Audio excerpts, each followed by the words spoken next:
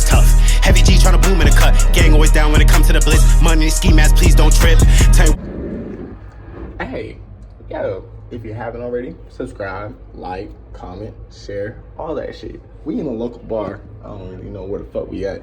But, yeah, I'm gonna take it over to Mighty G. He gonna go back to what the fuck we doing. So, he did. New Max, one on Corona last person. Yeah. Faking the drop, man. I don't even know what, I forgot what the hell he said having on. I mean, having on a bitch, man. Me and her drunk at a walking and we passed out. And we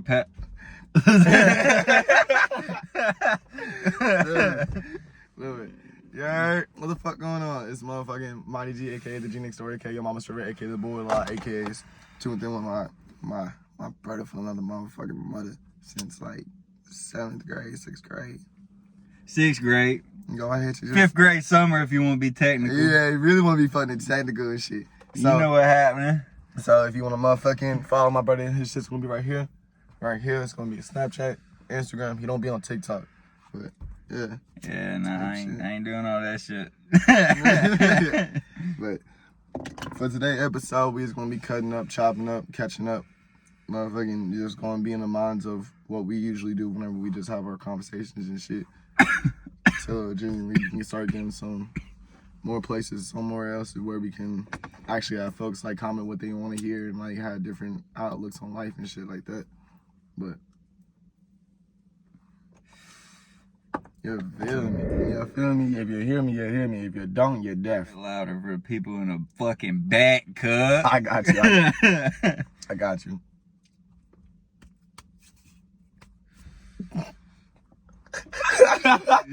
What's been going on with you, bro? You been good? Life been good? How life been? Yeah, just been working, bro. Fucking traveling, seeing the country. How's it? Shit crazy. How is it traveling at a young age? Is it something that like you advise to somebody? Yeah, for sure. It gives you a lot of time to yourself to fucking think about what you need to think about. Fucking just be alone in your head type shit. It's just kind of fun. Kind of lonely at times, but you know. I definitely feel that. You get back and then you fucking turn up. Yeah. And it is what it is. Yeah. Even when I was doing telecom and shit, it was something that like, the ride, I feel like with me, what was the issue was the rides might have to be like early as fuck in the morning type shit. Like, no, usually the way I work, you're on your own schedule. Like, you wake up whenever you want to. Like, you're pretty much your own boss. You just got a certain amount of things to do each month, right. And then you got a time limit to do it. And then once you do it, you can come home. And if you fuck around, then you're gonna be out there all month. Nah, I know with like with telecommunications, what we did, like we might have to get a site, and say that site might be out in like, might be like South Carolina or fucking at the beginning we did like Nashville. We did like the Tennessee market first. So then we'll have to go pick up the site type shit, like load up the site. Then we'll probably fuck around and then start heading out there. And then like the first day is more or less like the drive day. So either we might drop off the site that same day, then go to Airbnb, or we might just check out the site, then just go straight to the Airbnb. Like it was. That's what I do pretty much. Yeah, it's like it was one of those things, but it was just the early ass leaving. Like we'll probably leave here like around 4 or 5. But yeah. The thing is, my brother at the time, shout out Peyton, that's my nigga right now. For sure, but hard ass entrepreneur, by the way. But even with them, like he was trying to get and go and just trying to get the money, like the business startup and shit. So that nigga would be leaving at like 4 or 5. But he lives all the way in Waleska, so like that's like a good 20-30 minutes before you even touch like our exit. So you had to leave here at like 4, meet up with him at his house, or he came here? Nah, he would just take like that was the first time I ever went out. I had drove with him, but then on some real shit, if you ever plan on like if you ever plan on working out of town and shit, I definitely strongly advise your own transportation, because then you might get bored, you want to go do some shit, but then like up there.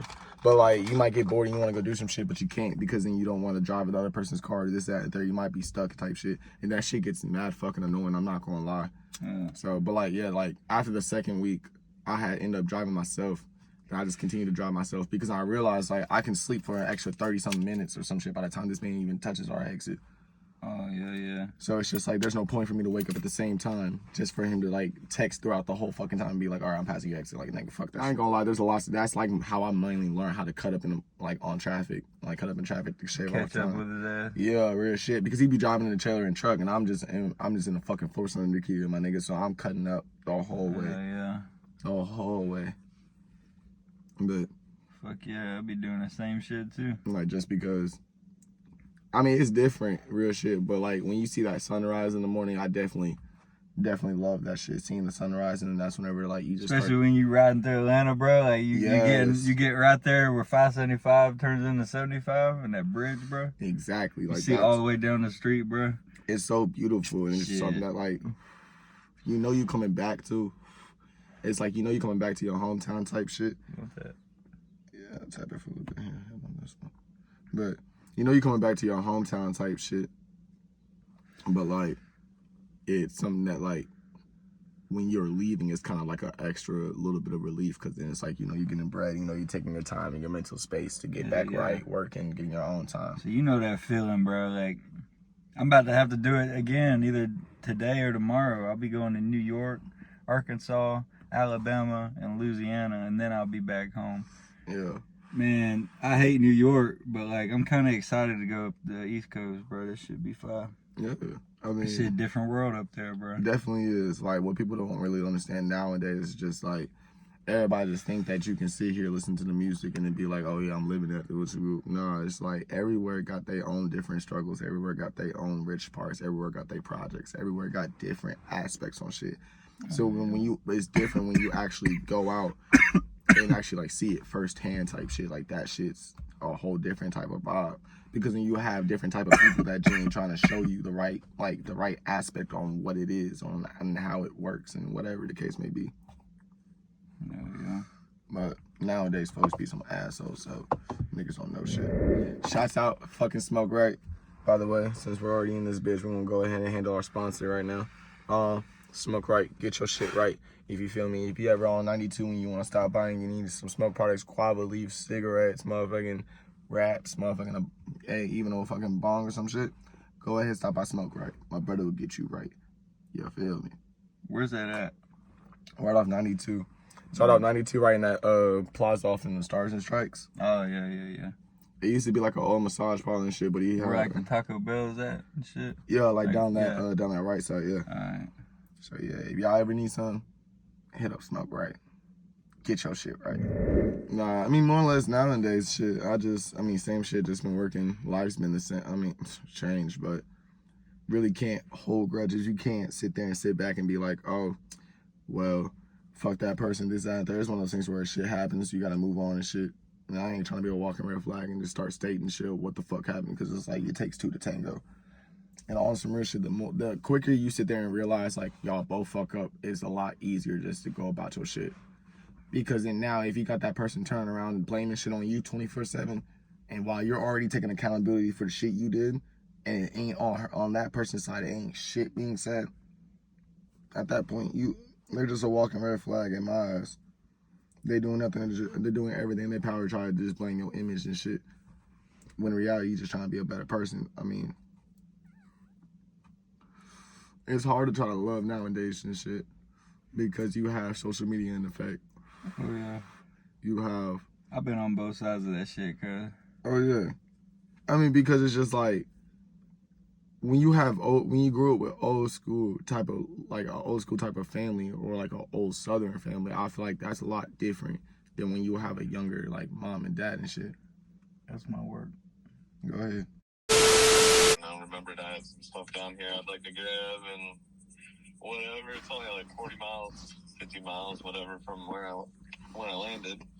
So then, I don't know. If I left now, I'd be there by like 4 or 5. Sure. But that means I'd be driving through Orlando at like 4:30 to 5 o'clock. You know? Fuck that. I would not do that. Yeah, and I'm trying to really, I'm not trying to go right now. Yep, sure is.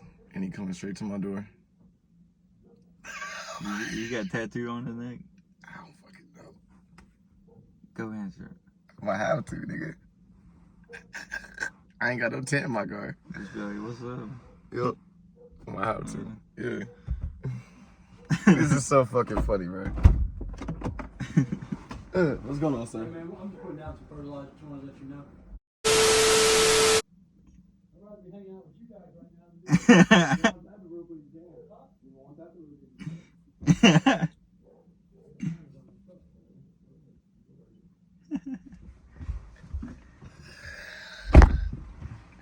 This nigga just said, I am the weed man. If y'all wanted really some context clues, it's the dude that sprays fertilizers on fucking lawns and shit. But it's the fact that he went to go knock on my door and we're in the car and he just tried to say, hey man, I'm just trying to spray some fertilizer. And he was just like, oh, I'd rather be hanging out with y'all type shit. Hell yeah. And I was just like, look, you can tap it real quick if you want to. Yeah, bro, I saw the tattoo on his neck, bro. And I was like, yeah, he definitely smoked weed, bro. I was like, he definitely has smoked weed before. Yeah, he was saying like, I got tell. Alex said that. I was like, he was like, I got cameras in that truck. I'm like, man, I was like, you know they facing forward, they ain't got no side cameras, nigga. And he looked me dead in my eyes. He was like, you need to be hired? Say, gang. When you think the ideal is like age is like, what do you think the ideal age is gonna be for you when you get married? Yeah, I've been thinking about that shit.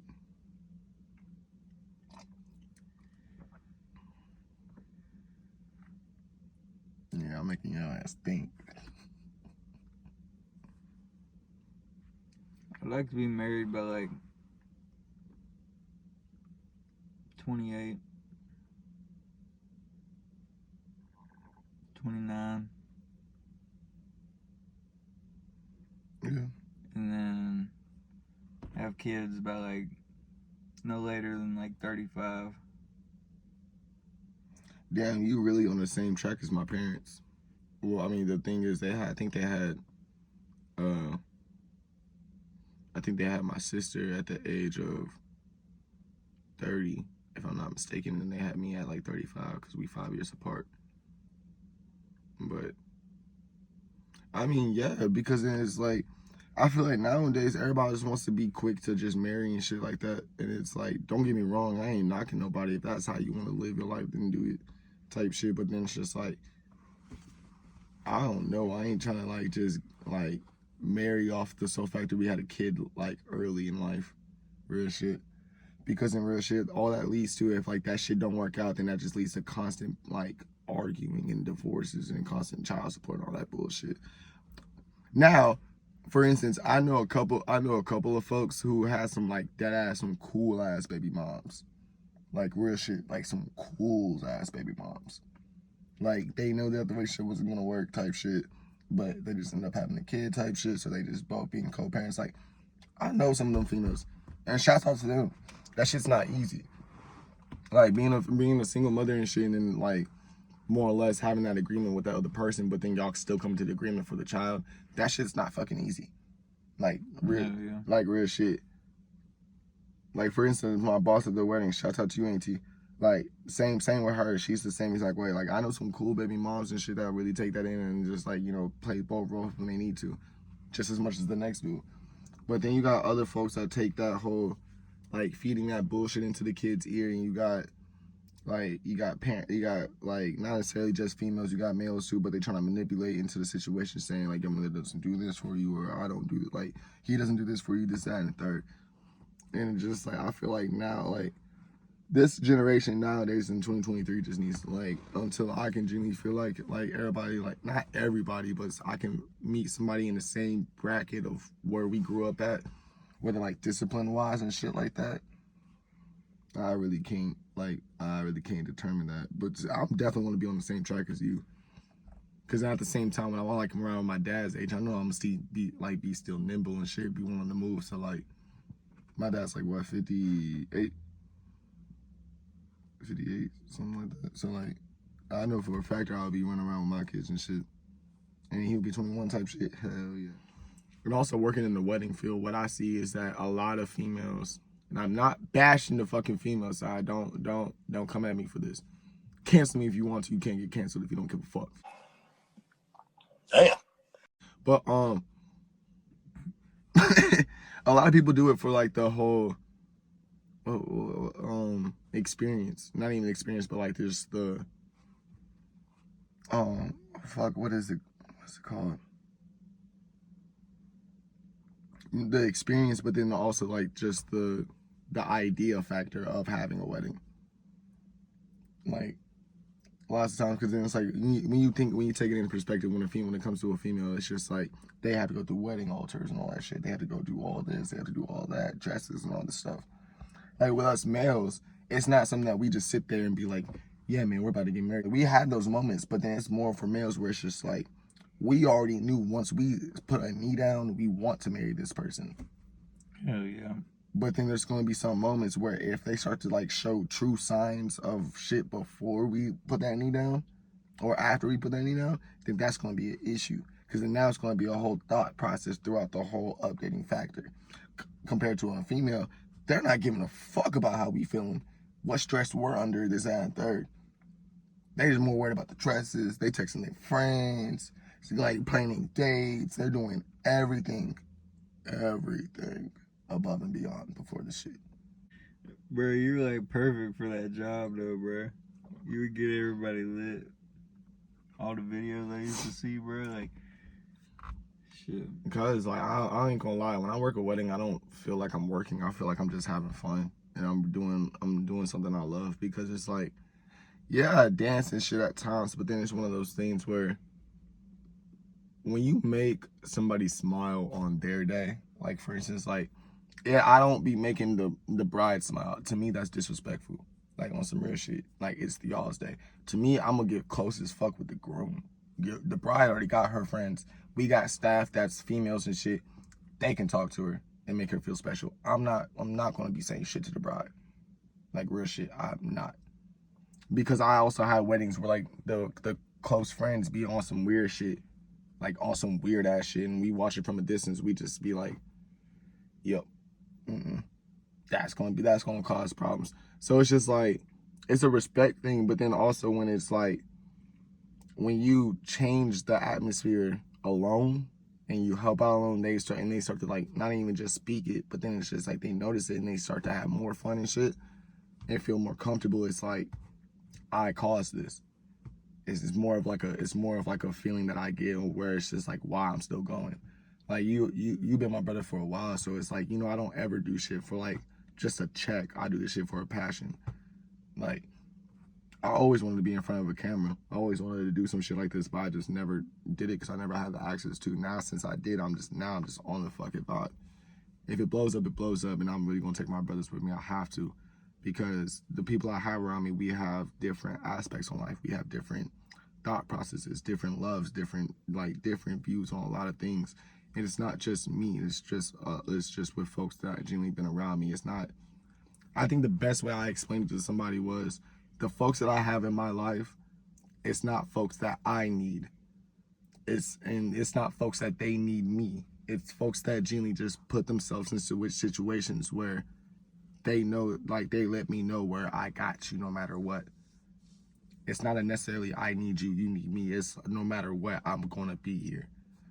And then when you carry that shit in with shit, it's a lot better than trying to sit here and focus on who's gonna be fucking with you, who's not, who's really like real and who's fake. It's really just like, I got my solid pack. This is my pack. Fuck out of here.